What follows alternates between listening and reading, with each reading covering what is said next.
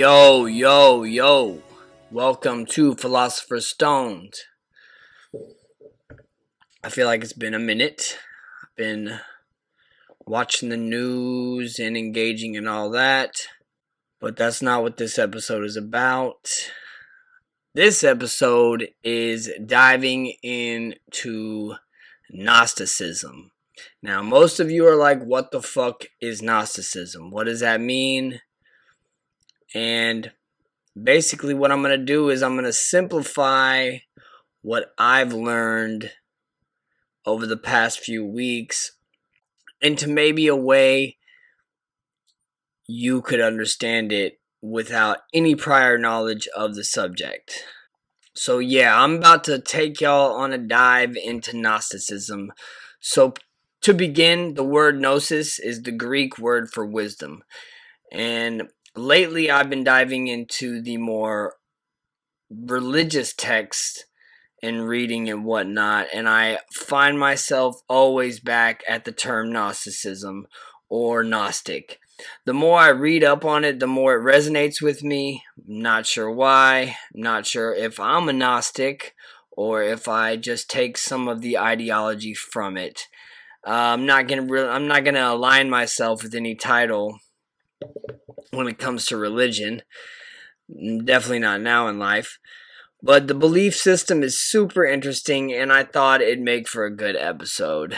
So, the birth of Gnosticism could be a variety of widely debated sources, like a religious conspiracy against one group of people, or maybe some people who simply hated the idea of Christianity in its infancy based on what we know as the worship of Jesus or the Judeo-Christian Testament stuff.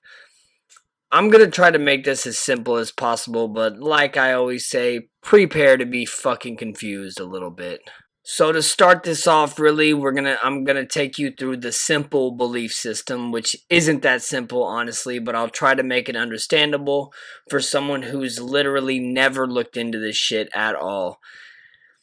The general Gnostic belief system is that the story of creation we know from the Bible was a fabricated lie, and that God, capital G, wasn't actually the one who should take credit for the world we live in as humans. The evidence they bring forth to back this up is the imperfections, the tragedy, and the evil that exist in our world. How a loving, righteous God could never be to blame for this kind of sour creation. Like, if it's so, we have so many awful things going on done by humans themselves who are in God's image, could be responsible for all these tragedies. I'll explain more on that in a second.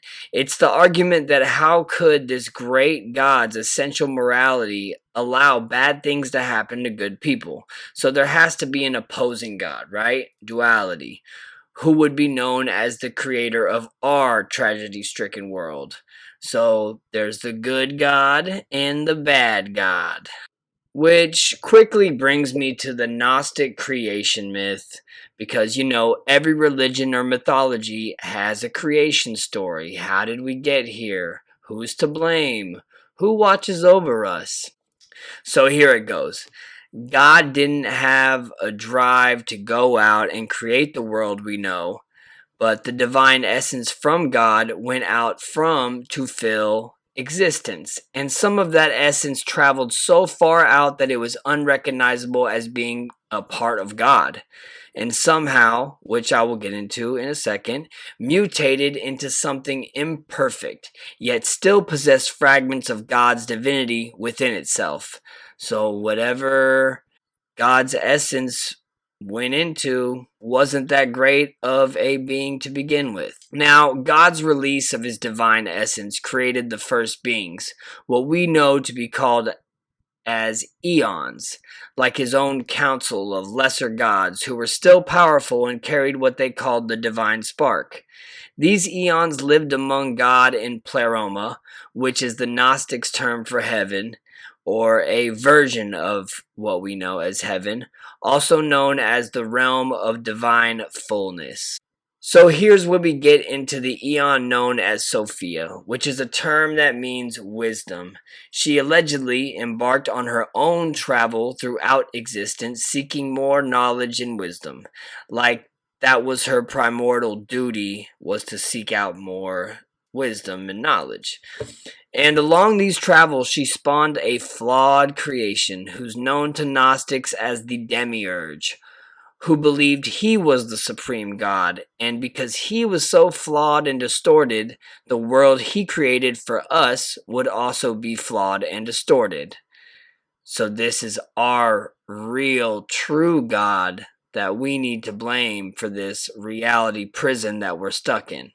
So the Demiurge, aka Yaldabaoth, aka Begetter of Armies, was created by Sofia because she yearned to think her own thought.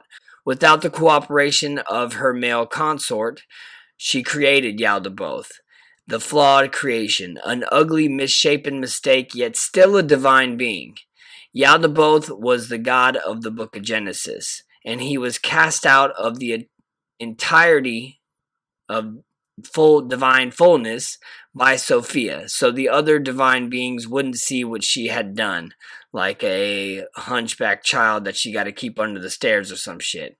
But Yaldabaoth was able to create his own fleet of angels out of formless matter, and since he was still a divine being, he took the power of entirety and went ahead and formed the universe that we live in from his flawed memory of the real spiritual world he was born into.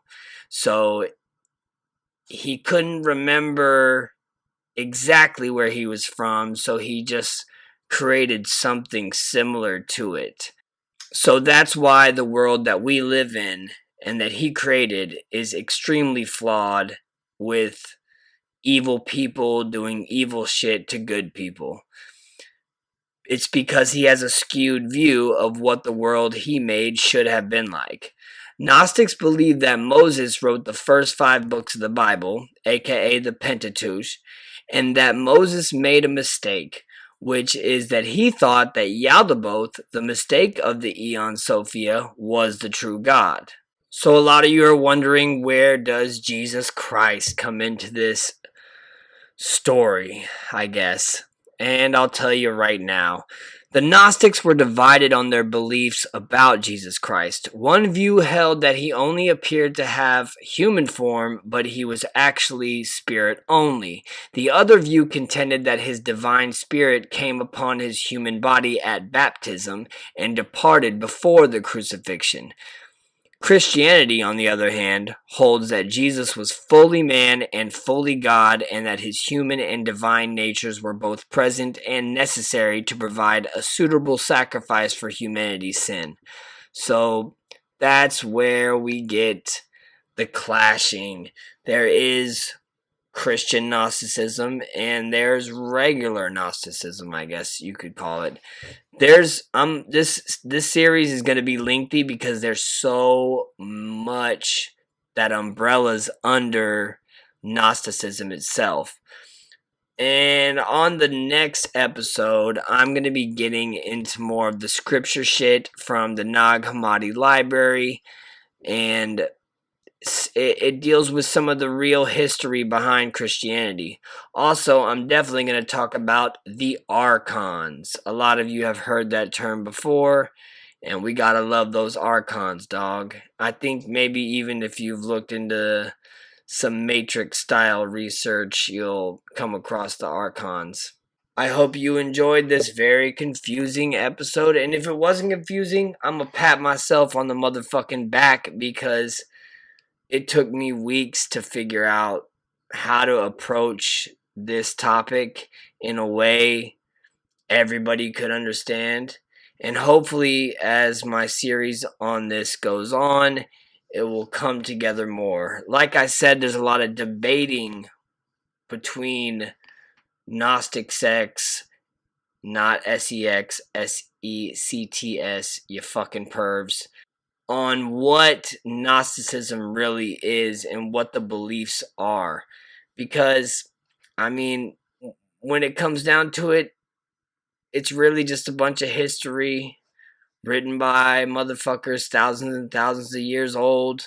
And so I'm not going to say take it with a grain of salt. I'm going to tell you take it with a tablespoon of salt, because it's just hard to figure out. And if it resonates with you, then more power to you, because it resonated with me. I might be a Gnostic one day. You know, I might be a satanic Gnostic. I might be somebody who practices Christianity Gnosticism. Maybe not. Probably not, though. Who cares? Thank y'all for watching Philosopher's Stoned. I got a lot of cool shit coming up, and I always say that because I always do have a lot of cool shit coming up. I'm gonna get into more of the occult stuff, more of the government operations that you might not know about, and you might have heard on a fucking Vice documentary or something, but you know I'm gonna dive deeper than that bullshit. So stick around, stay safe out there. Black Lives Matter.